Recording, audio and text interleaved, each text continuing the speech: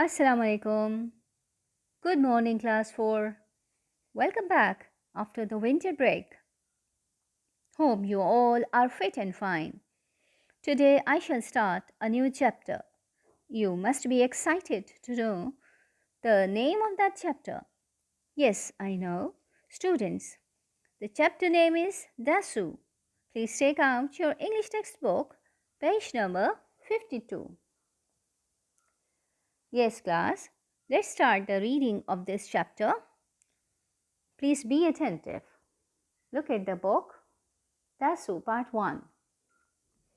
Hattukotu lived in Tibet, a land of high mountains to the north of India.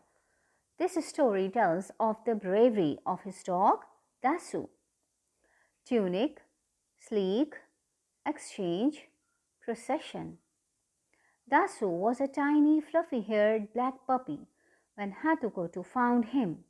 The little creature was lying curled up against his mother, who had died of cold and hunger. Hattukotu loved animals dearly, so he picked up the puppy and put it into the front folds of his long tunic to keep it warm. In return, Dasu feebly tried to lick the boy's hand, and Hattukotu was his friend from that moment.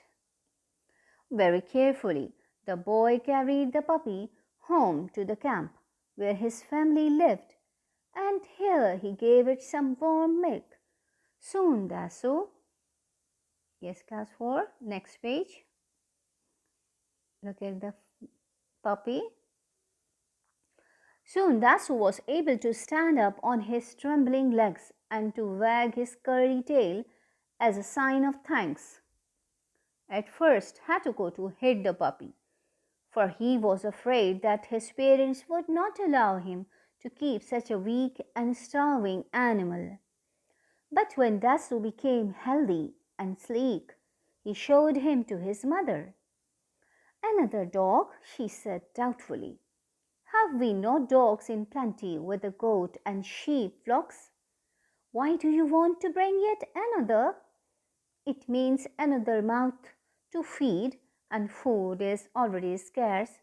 However, she spoke to Hattukotu's father about it, and he, after much grumbling, agreed to let his little son keep the puppy. But he must be trained to the sheep, declared the man. We cannot have any useless animals here. Hattukotu promised to train Dasu, and before long the dog learned to perform his duties very well. Dasu was quite fearless and would face even Lala, the great ram, who led the flocks, though he knew well that Lala had a huge pair of curving horns and a very nasty temper. Yes, class 4. Next page, please. Look at the Lala.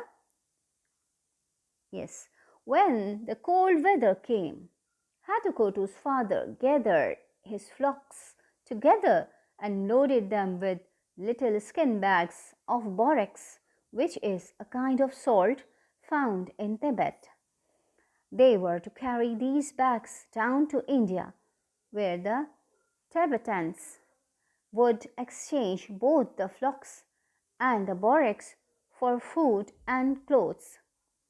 The family's little tents, blackened with smoke, were rolled up and strapped on the backs of a small herd of donkeys. Hattukotu's father and mother put on all their clothes, for that was the easiest way of carrying them.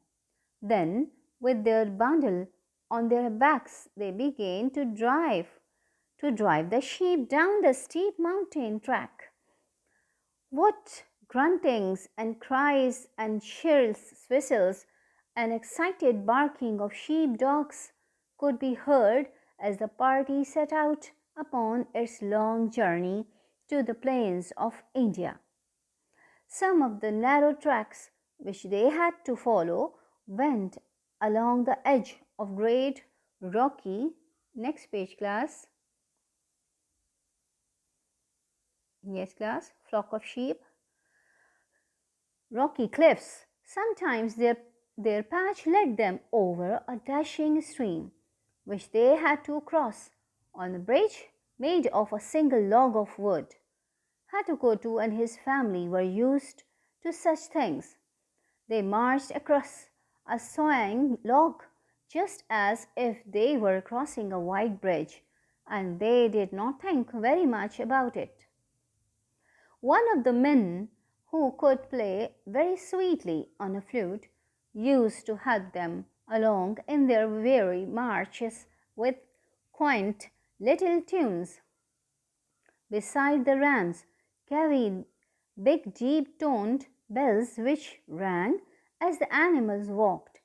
So there was always plenty of music as the procession made its long journey southward. Yes, class 4. This was the reading of this chapter. Thank you.